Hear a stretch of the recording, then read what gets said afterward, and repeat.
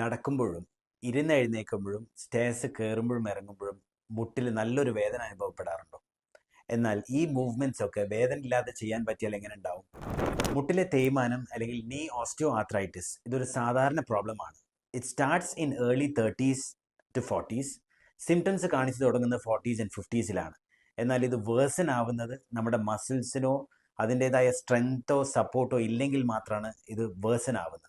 നീ കോമൺ ആയിട്ട് കണ്ടുവരുന്ന ആൾക്കാർ, ഓവർ വെയിറ്റ് ഉള്ള ആൾക്കാരും, പ്രൊലോങ് സ്റ്റാൻഡിങ് അല്ലെങ്കിൽ ഒരുപാട് stair climbing up and down ചെയ്യുന്ന ആൾക്കാർ, അല്ലെങ്കിൽ ബോഡി പോസ്റ്ററിൽ എന്തെങ്കിലും മിസ്റ്റേക്ക്, പോസ്റ്ററോ ബയോമെക്കാനിക്സിൽ എന്തെങ്കിലും മിസ്റ്റേക്ക് ഉണ്ടെങ്കിൽ, അല്ലെങ്കിൽ മസിൽ സ്ട്രെങ്ത് തീരെ കുറവുള്ള ആൾക്കാർക്കാണ് കൂടുതലായിട്ട് നീ സിംറ്റമാറ്റിക് ആയി തുടങ്ങും. വെയിറ്റ് കുറഞ്ഞാൽ നമുക്ക് മുട്ടിലേക്ക് വരുന്ന ലോഡ് കുറയും, എന്നാൽ വേദന വന്ന ശേഷം നമുക്ക് വെയിറ്റ് കുറയ്ക്കാൻ പറ്റില്ല. So keep you body weight in check. But ഒരുപാട് ഭാരമുള്ള ആൾക്കാർക്കും മുട്ടുവേദന ഇല്ലാത്ത ആൾക്കാർ ഒരുപാട് പേരുണ്ട്.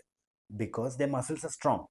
ലൈക്ക്വൈസ് സിമ്പിൾ സ്ട്രെങ്തനിങ് എക്സസൈസിലൂടെ നമുക്ക് നമ്മുടെ മുട്ടിന് ചുറ്റുമുള്ള muscles like quadriceps, hamstrings, gluteal muscles, ബട്ടക്സിലുള്ള മസിൽസ് ഒക്കെ സ്ട്രെങ്തൻ ചെയ്യുന്നത് കൊണ്ട് മുട്ടിലേക്ക് വരുന്ന ലോഡും കുറയ്ക്കാം. അത് കാരണം the rate of progression can be prolonged, by which you can live pain free.